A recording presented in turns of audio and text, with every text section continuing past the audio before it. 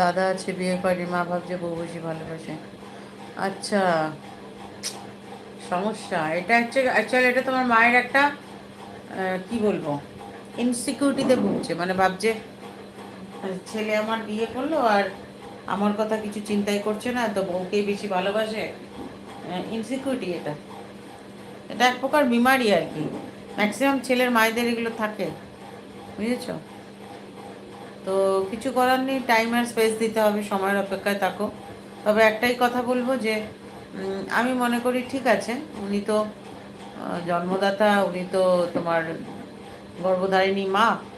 তো যাই হোক না কেন, তবু আমি বলবো যখন প্রয়োজন পড়বে বা মা বাবার আহ, অসুবিধার সময়, শারীরিক অসুস্থতা বা কিছুর জন্য তাদের পাশে থেকো, এটাই আর কি।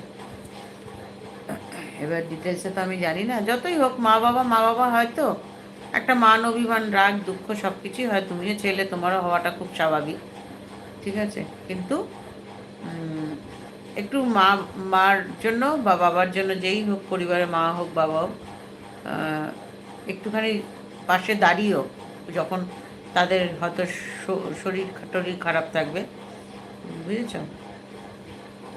এবার বাকিটা তো